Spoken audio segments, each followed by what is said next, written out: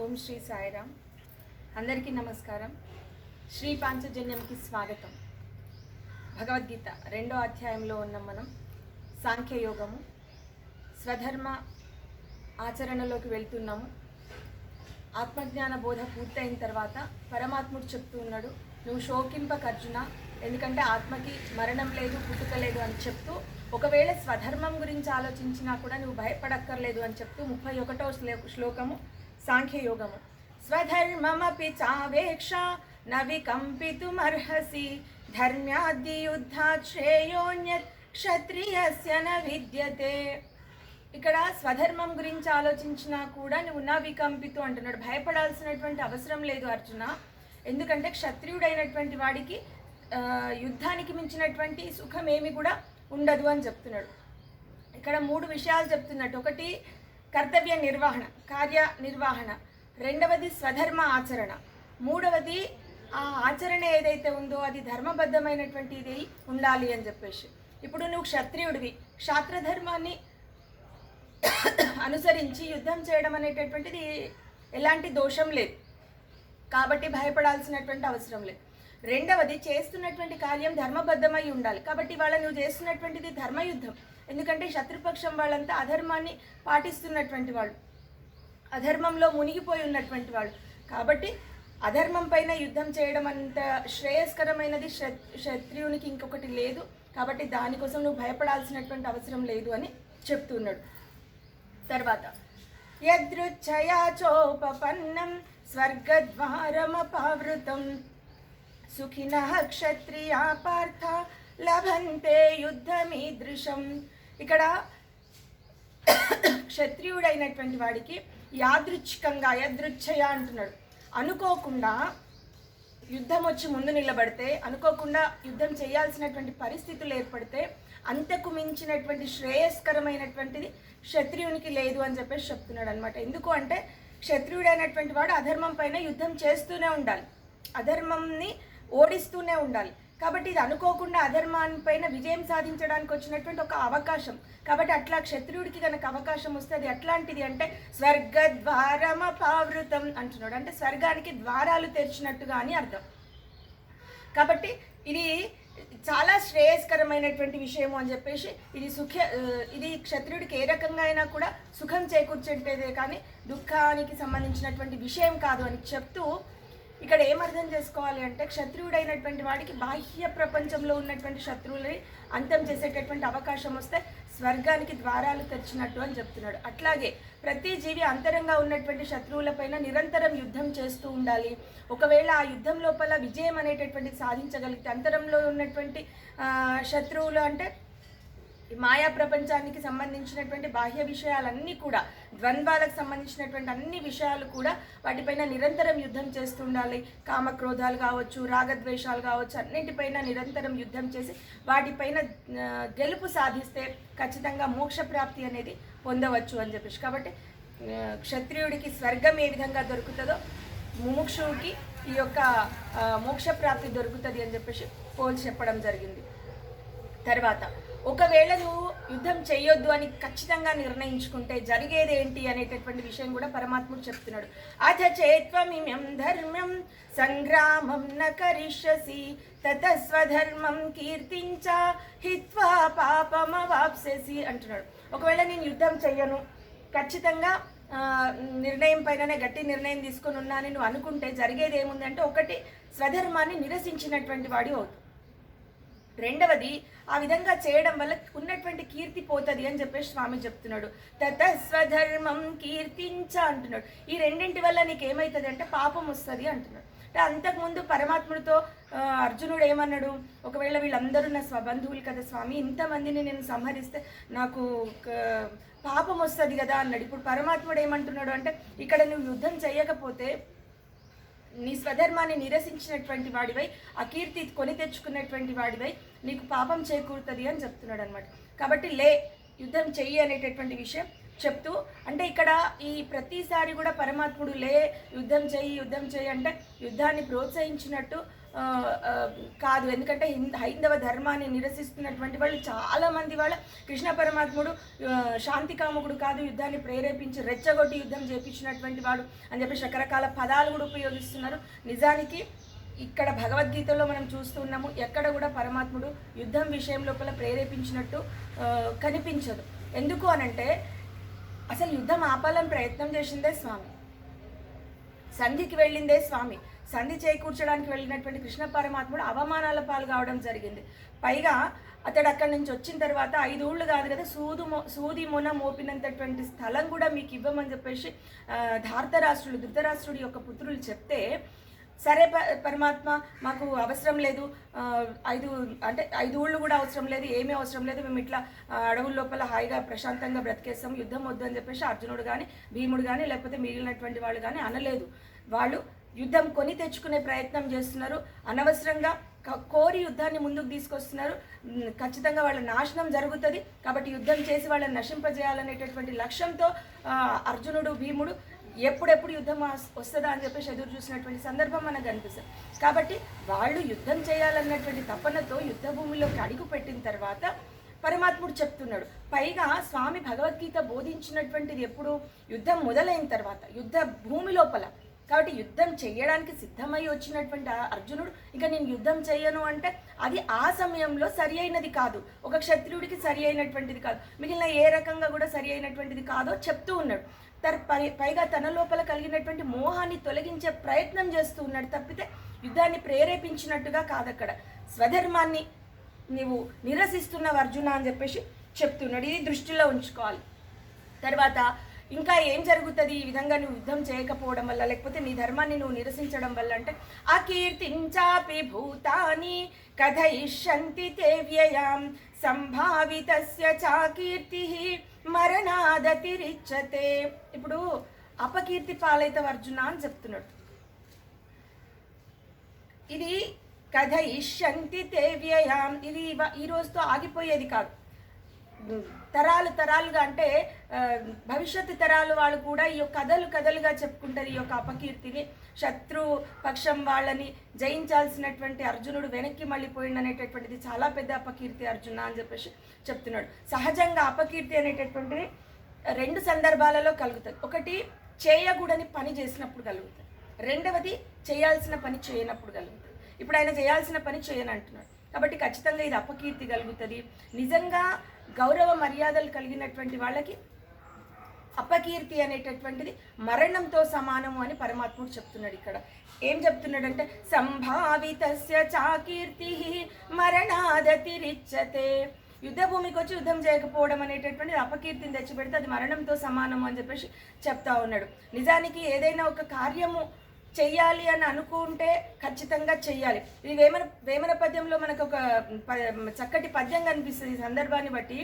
పట్టు పట్టారాదు పట్టి విడువారాదు పట్టెనేని బిగియ పట్టవలను పట్టి విడుచు కన్న పడి చచ్చుటే మేలు విశ్వదాభిరామ వినురవేమ.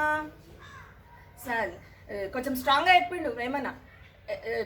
ఏంది అంటే నిజంగా ఒకసారి పట్టు అంటే ఏదైనా చేయాలని చెప్పేసి అనుకున్న తర్వాత అది చేయకపోవడం అనే దానికంటే చచ్చిపోవడం మేలు అని చెప్తున్నాడు.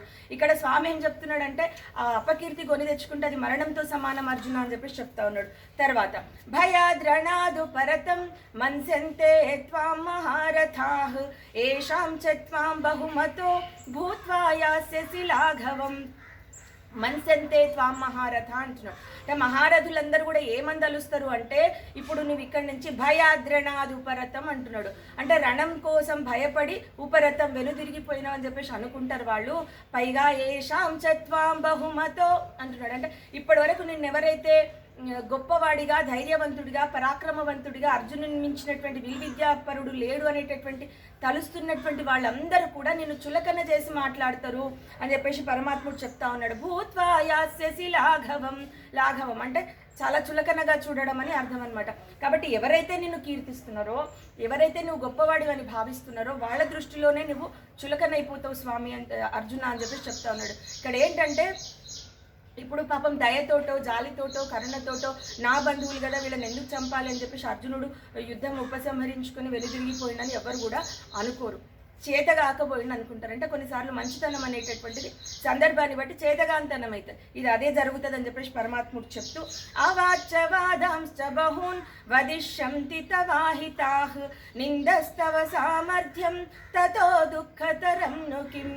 ఇప్పుడు అనరాని మాటలు అర్జున అనేస్తారు. అర్జున వదిష్యంతి తవాహితాః, ఇది అవకాశం చూసి అందరూ కూడా తవాహితాహ్ అంటున్నాడు. హితం అంటే మేలు కోరుకోవడం, లేకపోతే మేలు. అహితాహ్ అంటున్నాడు అంటే నీ యొక్క మేలు కోరని వాటి వాళ్ళు ఎవరైతే ఉంటారో వాళ్ళు శత్రువులు అనొచ్చు. కాబట్టి ఆ శత్రువులు నిన్ను అనరాని మాటలు అంటారు, పైగా నీ యొక్క సామర్థ్యాన్ని కించపరుస్తారు, నీ యొక్క శక్తి సామర్థ్యాలను కించపరిచి మాట్లాడతారు. నిందస్తవ సామర్థ్యం, ఇక ఇంతకు మించినటువంటి దుఃఖం ఏముంటుంది? తతో దుఃఖతరం ను కిం, కాబట్టి ఇంతకు మించినటువంటి దుఃఖం ఇంకొకటి ఉంటుందా మనిషికి అని చెప్పేసి అంటా ఉన్నాడు. కాబట్టి పరమాత్ముడు ఇవన్నీ చూసి నువ్వు ఫస్ట్ హతో వా ప్రాప్స్యసి స్వర్గం జిత్వా వా భోక్షసే మహీం తస్మాదుత్తిష్ట కౌంతేయ యుద్ధాయ కృత నిశ్చయః అంటున్నాడు.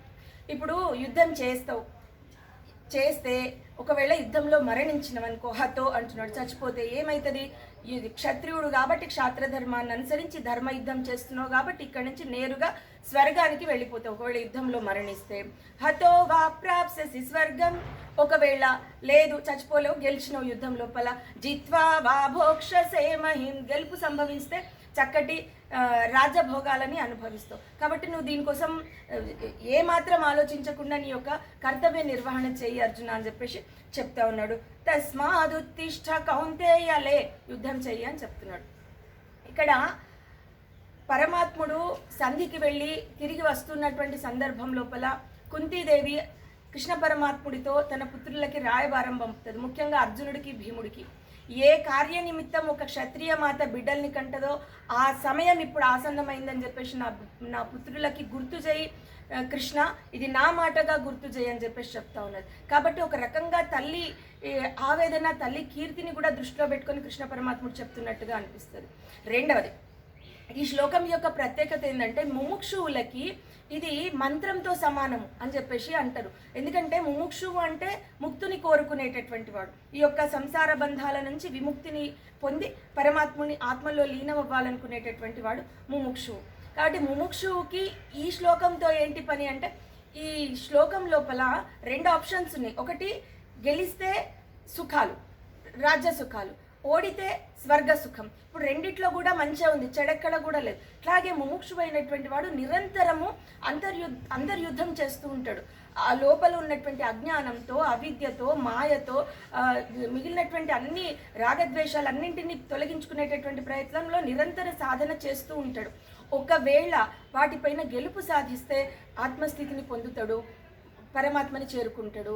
లేదు ఓటమి అనేది అంటే ఏ కారణం చేతైనా అతడి యొక్క సాధన పూర్తి కాకముందే మరణం పొందితే ఖచ్చితంగా ఉత్తమ లోకాలకి వెళ్తాడు. అక్కడ కొంతకాలం తను అనుభవించాల్సింది అనుభవించి తిరిగి ఈ యొక్క లోకం లోపల జననం పొందుతాడు. కానీ ఈసారి మళ్ళీ సాధనకి సరి అయినటువంటి వాతావరణంలో అతడి జననం జరుగుతుంది. మళ్ళీ సాధనకి కంటిన్యూ చేసుకునేటటువంటి అంటే కొనసాగించేటటువంటి అవకాశం ఉన్నటువంటి వాతావరణంలో, మంచి గృహంలో, మంచి సాంప్రదాయాలు కలిగినటువంటి గృహంలో, శ్రీమంతుల గృహంలో, ఇది మనకి మళ్ళీ ఆత్మ సంయమన యోగం లోపల 6వ అధ్యాయం లోపల చెప్పబడితే చాలా స్పష్టంగా. కాబట్టి ఒకసారి సాధనలో బ్రేక్ అయినటువంటి వాడు, ఏదైనా ఏమంటారు మధ్యంతరంగా ఆగిపోయినటువంటి వాడు నష్టమైతే జరగదు, మళ్ళీ సాధనకి అవకాశం ఉన్నటువంటి దగ్గర జన్మ పొందుతాడు అనేటటువంటిది అవకాశం. కాబట్టి వాళ్ళకి ఎప్పుడన్నా అధైర్యం కలిగితే, నిరుత్సాహం కలిగితే, భయం కలిగితే ఈ యొక్క శ్లోకాన్ని మంత్రంగా వాళ్ళు ఉపాసన చేస్తారు అని చెప్పేసి చెప్పడం జరిగింది. తర్వాత సుఖ దుఃఖే సమే కృత్వా లాభాలాభౌ జయాజయౌ తతో యుద్ధాయ యుజ్యస్వ నైవం పాపమవాప్స్యసి అంటున్నాడు. ఇప్పుడు ఇక్కడ నుంచి స్వధర్మాచరణ నుంచి పరమాత్ముడు నిష్కామ కర్మయోగంలోకి ఎంట్రీ జరుగుతున్నది. కాబట్టి ఇక్కడ పరమాత్ముడు ఒక విషయం చెప్తున్నాడు, సుఖ దుఃఖాలని. తర్వాత లాభాలాభం అంటున్నాడు, లాభంని నష్టంని, జయాజయం అంటున్నాడు, జయాన్ని అపజయాన్ని, అన్నింటినీ కూడా ఒక సమంగా స్వీకరించేటటువంటి గుణం కలిగి ఉండాలి అర్జున.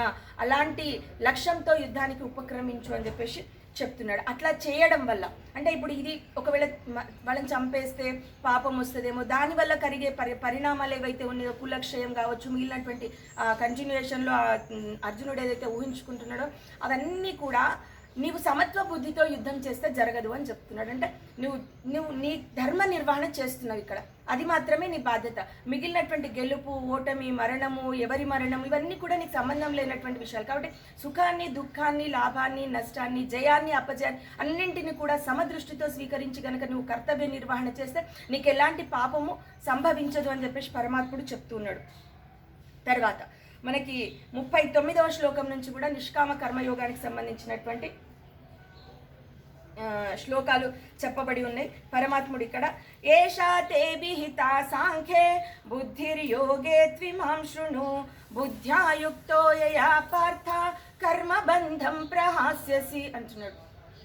అంటే ఇప్పటి వరకు నేను సాంఖ్యానికి సంబంధించినటువంటి జ్ఞానంతో కూడుకున్నటువంటి కర్మ గురించి, అంటే ఆ యొక్క ఆత్మ గురించి, మిగిలినటువంటి అనాత్మ గురించి నేను క్లియర్గా చెప్పడం జరిగింది. ఇప్పటి నుంచి యోగానికి సంబంధించినటువంటి కర్మయోగం, యోగ శాస్త్రానికి సంబంధించినటువంటి కర్మ గురించి చెప్తాను, విను అర్జున అని చెప్తున్నాడు. అది శృణు అంటే విను అని అర్థం. ఎట్లాంటిది కలిగి ఉండాలంటే బుద్ధ్యాయుక్తో యయా పార్థ అంటున్నాడు. అంటే బుద్ధితో కూడుకున్నటువంటి కర్మని నిర్వర్తించాలి అని చెప్తున్నాడు. కర్మ బంధం ప్రహాస్యసి, ఆ విధంగా బుద్ధితో కూడుకున్నటువంటి కర్మని గనక నిర్వర్తిస్తే ఈ యొక్క కర్మ బంధాల నుంచి, అంటే కర్మల వల్ల కలిగేటటువంటి బంధాల నుంచి, అంటే మనం చేసే కర్మకి పాపం వస్తుందో పుణ్యం వస్తుందో అని ఏదైతే అనుకుంటున్నామో ఆ పాపం నుంచి పుణ్యం నుంచి కూడా తప్పించినటువంటి వాళ్ళం అవుతాం, అంటే బంధ విముక్తులం అవుతాము అని చెప్తున్నాడు. మరి బుద్ధితో కూడుకున్నటువంటి కర్మ అంటే అర్థం తెలుసుకోవాలి ఇప్పుడు ఇక్కడ, ఎందుకంటే ఇక్కడ నుంచి మనకు అన్ని కూడా బుద్ధి అనేటటువంటి పదం చాలా సందర్భాల లోపల వస్తుంటుంది. ఇప్పుడు కర్మ చెయ్యాలి, కానీ ఆ కర్మ బంధం లోపల అనేటటువంటిది ఇరుక్కోకూడదు. ఈ విధమైనటువంటి వివేకంతో చేసేటటువంటి కర్మ, దాన్ని బుద్ధి అని ఇక్కడ పరమాత్ముడు చెప్తా ఉన్నాడు. కాబట్టి ఇప్పుడు కర్మ, నిజానికి కర్మయోగం అనేటటువంటిది చాలా తక్కువ స్థితి. ఏ కర్మ చేసినా దానికి సంబంధించినటువంటి పాపపుణ్యాలు మనకు అంటుకుంటాయి అని చెప్పేసి చాలామంది అపోహలో ఉంటారు. కానీ పరమాత్ముడు ఇక్కడ ఏం చెప్తున్నాడంటే కర్మలో దోషం లేదు, కర్మ చేసే విధానంలో దోషం ఉంది. కాబట్టి ఆ కర్మని వివేకంతో చేయని చెప్తున్నాడు, బుద్ధితో చేయని చెప్తున్నాడు. అలాంటి వివేకయుక్తమైనటువంటి కర్మని ఆచరిస్తే కర్మబంధంలో ఇరుక్కోము అర్జున. అలాంటి కర్మని, బుద్ధితో కూడుకున్న కర్మని నిర్వర్తించాలని చెప్తూ ఆ కర్మ యొక్క గొప్పతనం చెప్తున్నాడు. యోగ శాస్త్రం అందరి కర్మ సిద్ధాంతంకి సంబంధించినటువంటి గొప్పతనం ఏంటో చెప్తున్నాడు. నేహాభిక్రమ నాశోస్తి ప్రత్యవాయో న విద్యతే స్వల్పమప్యస్య ధర్మస్య త్రాయతే మహతో భయాత్. అభిక్రమ నాశము అంటున్నాడు. అంటే ఏదైతే బీజనాశనం ఉంటుందో, అంటే స్టార్టింగ్ ప్రాబ్లం అంటారు కదా, అది దీనికి ఎప్పుడు కూడా స్టార్టింగ్ ప్రాబ్లం అని కూడా అనలేం దీన్ని. బీజనాశనము అంటే ఉదాహరణకి ఒక విత్తనం భూమి లోపల నాటితే ఆ విత్తనానికి నీళ్లు పోయాలి, దాన్ని మొలకెత్తిన తర్వాత దాన్ని చక్కగా చూసుకోవాలి, దానిపైన దృష్టి పెట్టి దానికి అన్నీ చేస్తేనే ఆ సేద్యం కరెక్ట్గా ఉంటేనే అది విత్తనం మొలకెత్తుతుంది, తర్వాత మొక్క చెట్టు అవుతుంది. లేదు దాన్ని ఆపేషణం, భూమి లోపల విత్తనంకి నీళ్ళు అందలేవు, లేకపోతే దానికి సరి అయినటువంటి ఏమి చేయలేము మనం సేవ అంటే ఆ విత్తనం కాస్త పాడైపోతుంది. ఇక్కడ కర్మయోగంలో అది లేదు అంటున్నాడు. ఒక్కసారి గింజని భూమిలో నాటిన తర్వాత నీళ్లు పోయకపోతే అది పాడైపోతుంది. కానీ కర్మయోగం ఆరంభిస్తే ఇంకెక్కడ కూడా దానికి నష్టం అనేటటువంటిది లేదు అంటున్నాడు. అంటే ఏ కారణం చేతనన్నా కర్మ యోగంలో ఇది యొక్క విషయం లోపల మధ్యంతరంగా ఆపాల్సి వస్తే అప్పటి వరకు ఎంత నిర్వర్తించినామో దాని ఫలితం అయితే పొందుతాము అని పరమాత్ముడు చెప్తున్నాడు. అంటే మొదలు పెట్టిన తర్వాత దానికి నష్టం అనేది జరగదు. దానివల్ల ఏం జరగదంటే ప్రత్యవాయోన విద్యతే అంటున్నాడు. అంటే దానికి సంబంధించినటువంటి విపరీతమైనటువంటి ఫలితాలను మనం పొందాం. వన్స్ ఆ యోగం లోపల మనం యోగాన్ని అభ్యసించడం మొదలు పెడితే దానివల్ల వ్యతిరేక ఫలితాలు ఏమి కూడా పొందలేం మనం. అది పూర్తి కాకముందే ఏ కారణం చేతనైనా ఆపాల్సి వస్తే ఎంత చేసినామో అంత ఫలితం వస్తుంది. సింపుల్గా చెప్పాలంటే ఆ కర్మ ఎంత చేసినామో అంత ఫలితం వస్తుంది. ఎందుకంటే అది మనం ప్రయత్నపూర్వకంగా చేస్తున్నాము, మోక్షాన్ని కాంక్షించి చేస్తున్నాము, బుద్ధితో కూడుకున్నటువంటి కర్మ చేస్తున్నాం. కాబట్టి అది ఎంత అంటే చాలా క్లియర్. స్వల్పమప్యస్య ధర్మస్య అంటున్నాడు. త్రాయతే మహతో భయాత్, భయము మహతో భయత్ అంటే చాలా గొప్ప భయము, అంటే పెద్ద భయము. ఏం భయం ఉంటుంది ఈ ప్రపంచం లోపల? మరణాన్ని మించినటువంటి పెద్ద భయం ఇంకేం ఉండదు. అలాంటి భయాన్ని కూడా ఈ యొక్క యోగశాస్త్రం అందలి కర్మయోగంని ఆచరించగలిగితే, చాలా తక్కువ ఆచరించినా కూడా స్వల్పమప్యస్య అంటారు, చాలా కొంచెం ఆచరించినా కూడా పెద్దదైనటువంటి మరణ భయం కూడా తొలగిపోతుంది అని చెప్పేసి స్వామి చెప్తా ఉన్నాడు. తర్వాత అంటే నిజానికి ఇప్పుడు కర్మయోగం లోపల చెప్పేటప్పుడు శాస్త్రం లోపల మనకి వేదాల లోపల చాలా ఉంటాయి, రకరకాల అంటే మోక్ష ప్రాప్తికి సంబంధించినటువంటి అనేకమైనటువంటి క్రతువులు ఉంటాయి. అంటే ఉపాసన, పూజలు, ఈ విధానాలన్నీ మంత్రాలు అన్నీ కూడా చాలా ఉంటాయి. ఇప్పుడు అన్నింటినీ అందరూ ఆచరించలేరు కాబట్టి కర్మయోగంలో ఏదో ఒక పూజ, ఏదో ఒక అనుష్ఠానం, ఏదో ఒక ఉపాసన, ఏదో ఒక సత్కార్యం దాన్ని గట్టిగా పట్టుకొని దాన్ని ఆచరించగలిగితే ఖచ్చితంగా ముక్తి పొందగలుగుతారు అనేటటువంటిది పరమాత్మ చెప్తున్నటువంటి విషయం. అతి అతి స్వల్పమైనా కూడా, అది చేస్తున్నటువంటిది చాలా చిన్నదైనా కూడా పూర్తిగా ఏకాగ్రతతో చేస్తే, గట్టి నిర్ణయంతో చేస్తే, దైవం పైన నమ్మకంతో చేస్తే అది సాధ్యమవుతుంది అని చెప్తూ నెక్స్ట్ శ్లోకంలో అదే చెప్తా ఉన్నాడు. వ్యవసాయాత్మిక బుద్ధి ఏకేహ కురు నందన బహుశాఖాహ్యనంతాశ్చ బుద్ధయో వ్యవసాయిన అంటున్నాడు. ఇప్పుడు వ్యవసాయాత్మిక అంటే నిశ్చయమైన అని అర్థం. అంటే నిశ్చయమైనటువంటి బుద్ధి అంటే ఏకాగ్ర బుద్ధి అని అర్థం. అలాంటి బుద్ధి కలిగినటువంటి వాడి దృష్టి ఇంకొక వైపు పోదు. ఏకేహ కురు నందన అంటున్నాడు, ఒకే దానిపైన ఉంటుంది, అది కేవలం దైవం పైన. కార్యం చేసినా దైవ కార్యం చేస్తాడు, చింతన చేసినా దైవ చింతన చేస్తాడు, దానం చేసినా దైవార్పణ చేస్తాడు. ఇట్లా ప్రతిదీ కూడా దైవానికి సంబంధించినటువంటి ఒకే నిశ్చయాత్మకమైనటువంటి బుద్ధితో చేస్తాడు, అది కూడా నిష్కామంతో చేస్తాడు. ఇప్పుడు కర్మయోగం లోపల ప్రత్యేకత ఏంటి అంటే, ఎలాంటి కర్మను ఆచరించాలి అంటే నిష్కామ కర్మ, అది చాలా ముఖ్యమైనటువంటిది. కాబట్టి సమత్వ బుద్ధితో కూడడము అంటే ఎలాంటి కామం లేకుండానే అది పాసిబిలిటీ ఉంటుంది. కాబట్టి నిష్కామ కర్మ, ఈ పదం మనకు చాలాసార్లు భగవద్గీత లోపల వస్తుంది. నిష్కామము అంటే కామం లేకుండా కర్మని ఆచరించడం, అంటే కోరికలు లేకుండా కర్మని ఆచరించడం. ఈ పని చేస్తే దీని ఫలితం ఇది పొందుతాము అనేటటువంటి భావన లేకుండా అది నీ ధర్మము, నువ్వు చేయాల్సిన పని, నీ బాధ్యతని చేస్తే దాన్ని నిష్కామ కర్మము అంటాం. కాబట్టి ఈ యొక్క నిష్కామ కర్మ ఆచరిస్తూ ఉన్నటువంటి నిశ్చయాత్మక బుద్ధి కలిగినటువంటి వాళ్ళు ఎప్పుడు కూడా దైవోన్ముఖంగా వాళ్ళ పనులు చేస్తుంటారు. ఇంకొక వైపు డైవర్షన్ ఉండదు, ఇది కావాలి అది కావాలి అలాంటిది ఏమీ ఉండదు. కానీ బహుశాఖాహ్యనంతాశ్చ బుద్ధయో వ్యవసాయినాం అవ్యవసాయినాం అంటున్నాడు. అంటే అనిశ్చయాత్మకమైనటువంటి బుద్ధి కలిగినటువంటి వాళ్ళ పరిస్థితి ఎట్లుంటుందంటే, బహుశాఖ అనంతాశ్చ అంటున్నాడు, అనంతాశ్చ అంటున్నాడు, అనంతమైనటువంటి ఆలోచనలు, అనంతమైనటువంటి కోరికలు, వాటి కోసం వాళ్ళ యొక్క శాఖలు కూడా ఎట్లా అంటే వాళ్ళు అన్ని వైపులా పరిగెత్తుతుంటారు. ఒక డొంకను పట్టుకొని తీగ ఎన్ని విధాలుగా పోవాలో అన్ని విధాలుగా పోతుంటారు. అట్లా వాళ్ళ యొక్క బుద్ధి అనేటటువంటిది ఉంటుంది. పూర్తిగా రకరకాలమైనటువంటి కోరికలు కలిగి ఉంటారు అని చెప్పేసి చెప్తూ వాళ్ళ లక్షణాలు ఎట్లుంటాయి అనేది స్పష్టంగా నెక్స్ట్ మనకి 42, 43, 44 శ్లోకాలలో అనిశ్చయాత్మకమైన బుద్ధి కలిగినటువంటి వాళ్ళ లక్షణాలు ఏంటో పరమాత్ముడు ఇక్కడ మనకి చెప్తున్నాడు. యామిమాం పుష్పితాం వాచం ప్రవదంత్య విపశ్చితః వేదవాదరతా పార్థ నాన్యదస్తితి వాదినః కామాత్మనః స్వర్గపరా జన్మ కర్మ ఫలప్రదాం క్రియా విశేష బహుళాం భోగైశ్వర్యగతిం ప్రతి భోగైశ్వర్య ప్రసక్తానాం తయాపహృత చేతసాం వ్యవసాయాత్మికా బుద్ధి సమాధౌ న విధీయతే. ఇప్పుడు వాళ్ళ లక్షణాలన్నీ కూడా ఈ 3 శ్లోకాల లోపల మనకు చెప్పేసిండు. ఇక్కడ ఏంటి అంటే ప్రవదంత్య విపశ్చిత అంటున్నాడు. ఇప్పుడు విపశ్చిత అని అంటే అర్థం ఏంటిది? అవివేకులు అని అర్థం. వాళ్ళు స్పెసిఫిక్గా అంటే విశేషించి దేని గురించి మాట్లాడతారు అంటే వేదవాదరతా పార్థ అంటున్నాడు. వేదవాదరతా అని అంటే అర్థం ఏంటి అంటే, వేదాల లోపల 3 భాగాలు ఉంటాయి. ఒకటి కర్మకాండ, ఉపాసనాకాండ, జ్ఞానకాండ. ఈ యొక్క కర్మకాండ లోపల ఉత్తర భాగంలో అంటే తొలి భాగం లోపల కొంత ఈ అర్థ అంటే ఏమంటారు, కొన్ని కార్యాలు చేస్తే ఫలశ్రుతులు అని, ఫలానికి సంబంధించినటువంటి విషయం అని చెప్పొచ్చు. ఇప్పుడు ఒక కార్యం నిర్వర్తిస్తే, లేకపోతే ఈ యజ్ఞం చేస్తే ఇలాంటి స్వర్గం దొరుకుతుంది, లేకపోతే ఈ కార్యం నిర్వర్తిస్తే ఈ సుఖాన్ని అనుభవించవచ్చు, ఇలాంటి యొక్క ఫలానికి సంబంధించినటువంటి విషయాలు దాంట్లో పొందుపరచబడి ఉన్నాయి. ఈ అవివేకులు ఏం చేస్తారంటే అదే శ్రేష్టం అనుకుంటారు, అదే విశేషం అనుకుంటారు, అదే శాశ్వతం అనుకుంటారు. ఇంకొకటి లేదు, నాణ్యత స్థితి వాదన అంటారు, నా అన్యత్ అంటున్నాడు. ఇంకా దాని మించినటువంటిది ఇంకేమీ లేదు. నిజానికి వేదాల లోపల తర్వాత మోక్షానికి సంబంధించినటువంటి అనేక విషయాలు, సాధనలు చెప్పబడి ఉన్నాయి, ఉపాసనలు చెప్పబడి ఉన్నాయి. అవేవి పట్టించుకోకుండా తొలి దశలో ఉన్నటువంటి ఈ యొక్క ఫలసహితమైనటువంటి కార్యక్రమాలు ఏవి ఉన్నాయో దానిపైననే దృష్టి సలిపేటటువంటి వాళ్ళు. దృష్టి ఎట్లుంటుందంటే కొన్ని పుష్పాలు ఉంటాయి. ఇప్పుడు యామి మాం పుష్పితాం వాచం అంటున్నాడు. కొన్ని పుష్పాలు ఉంటాయి, ఇప్పుడు మోదుగు పువ్వు, బంతి పువ్వు, కొన్ని ఏముంటాయంటే రంగులు చక్కగా ఉంటాయి, చూడడానికి బాగుంటాయి, కానీ అది పూత పూసిన తర్వాత కాతగాసే ఛాన్స్ లేదు, దానివల్ల పెద్ద ఫలితం లేదు, చూడడానికి మాత్రం అందంగా ఉన్నాయి, అట్లా ఉన్నాయి. అదేదో అలాంటి వాదన అన్నమాట. కాబట్టి ఇక్కడ ఎట్లుంటారు వాళ్ళు అంటే కామాత్మనః స్వర్గపర అంటున్నాడు.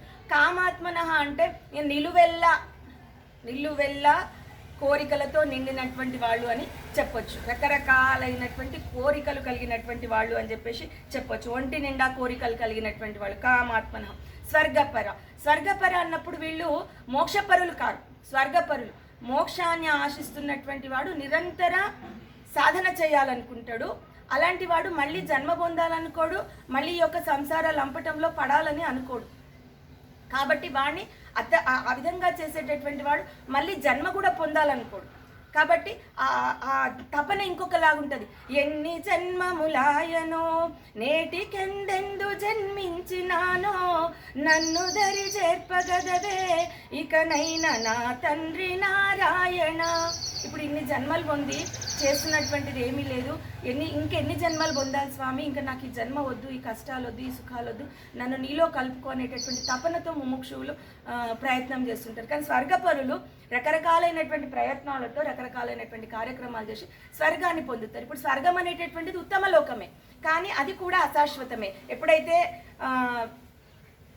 తను చేసుకున్నటువంటి పుణ్యకర్మలు అన్నీ కూడా నశించిపోతుంది, పుణ్యకర్మలు ఉన్నంత వరకే అక్కడ వెళ్ళడం, ఆ తర్వాత స్వర్గ సుఖాలు అనుభవించడం, అది క్షీణించిన తర్వాత మళ్ళీ భూమిపైన పడడం అనేటటువంటిది సహజం. కాబట్టి శాశ్వతమైనటువంటిది కాదు, శాశ్వతమైనటువంటిది మోక్షప్రాప్తి. అంటే ఇక్కడ ఉన్నటువంటి ఈ యొక్క అనిశ్చయాత్మకమైనటువంటి బుద్ధి కలిగినటువంటి వాళ్ళు స్వర్గపరులే కానీ మోక్షపరులు కాదు అని పరమాత్ముడు చెప్తూ వాళ్ళ పరిస్థితి ఎట్లుంటుందంటే జన్మ కర్మ ఫలప్రదం, జన్మ పొందుతారు, ఫలాన్ని ఆశిస్తూ కర్మలు నిర్వర్తిస్తారు, ఎప్పుడు కూడా ఫలరహితంగా అంటే నిష్కామ కర్మ చేయరు, ఫలాన్ని ఆశించి కర్మలు చేస్తారు, మళ్ళీ చచ్చిపోతారు, మళ్ళీ జన్మ పొందుతారు, మళ్ళీ ఫలాన్ని ఆశించి కర్మ, ఇట్లా జన్మ కర్మ ఫలప్రదం అంటున్నాడు. ఫలాన్ని ఆశించి కర్మలు చేసేటటువంటి వాళ్ళ పరిస్థితి అట్లా ఉంటుంది.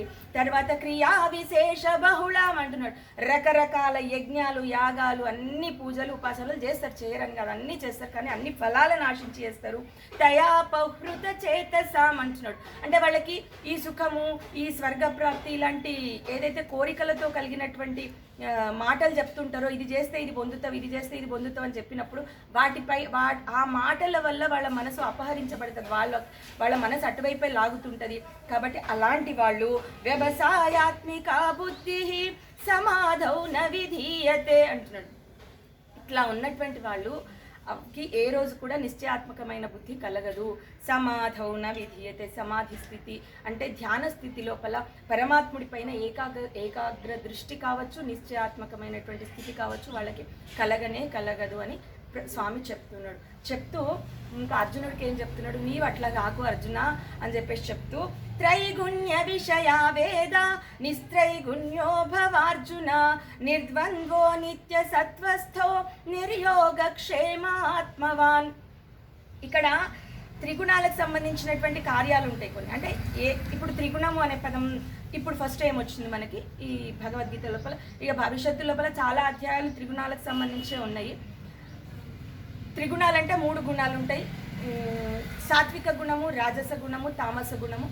దీని గురించి కొంత చెప్పుకోవాలంటే సాత్విక గుణం అనేటటువంటిది ఉన్నతమైనటువంటి స్థితిలో ఉన్నది, రాజస గుణం మధ్యస్థంగా ఉంటుంది, తామస గుణం కొంత నీచమైనటువంటి స్థితి అని చెప్పొచ్చు. కాబట్టి ఇప్పుడు ఈ త్రిగుణాత్మకమైన కార్యక్రమాలు అంటే ఏంటిది?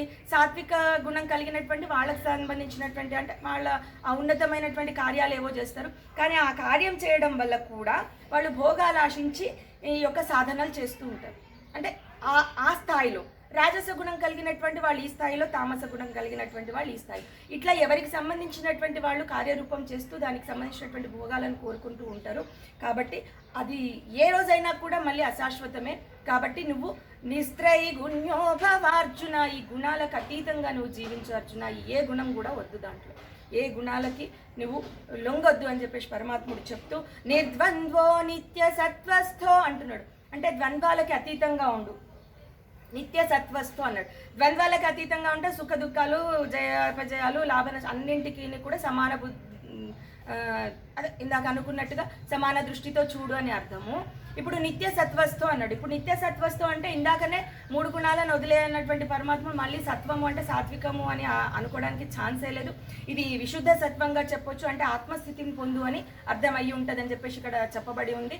కాబట్టి అది ఆత్మస్థితి పొందు అని చెప్పేసి చెప్తా ఉన్నాడు. నిర్యోగ క్షేమ ఆత్మవాన్ అంటున్నాడు. ఇప్పుడు యోగము అనేటటువంటిది పొందడము అని అర్థం చేసుకోవచ్చు, ఏదైనా పొందడము అనేటటువంటిది అర్థం చేసుకోవచ్చు. కాబట్టి పొందినటువంటి దాన్ని క్షేమంగా ఉంచుకోవాలనేటటువంటిది, అంటే ఏదైనా పొందాలి, పొందిన దాన్ని జాగ్రత్తగా ఉంచుకోవాలి. నిర్యోగ క్షేమ ఆత్మవాన్. యోగం అంటే ఆ విధంగా పొందినటువంటి వస్తువుని క్షేమంగా ఉంచుకోవాలి. ఇది ఏది కూడా పొందొద్దు, దాన్ని క్షేమంగా ఉంచుకునే తప్పనవద్దు. ఇక దృష్టి అంతా దాని మీదనే ఉంటుంది. కాబట్టి నిర్యోగ క్షేమ అంటున్నాడు. అట్లాగే ఆత్మవాన్ అంటున్నాడు. ఇప్పుడు ఆత్మ అంటే ధన్వాన్, సౌందర్యవాన్, అధికారవాన్ అనలేదు పరమాత్ముడు. నువ్వు ఆత్మవాన్గా ఉండు అంటున్నాడు. అంటే నీవు ఆత్మస్థితిని పొందేటటువంటి ప్రయత్నం చేయి అర్జున అని చెప్పేసి చెప్తా ఉన్నాడు. కాబట్టి మిగిలినటువంటి స్థితులు అన్నింటికంటే, అధికారం కంటే, ధనం కంటే, అన్నింటికంటే ఆత్మస్థితి అనేటటువంటి చాలా ఉన్నతమైనది, అది ముఖ్యమైనటువంటిది అని పరమాత్ముడు చెప్తూ ఉన్నాడు. తర్వాత 6వ శ్లోకం నుంచి రేపు చూద్దాం. ధన్యవాదం.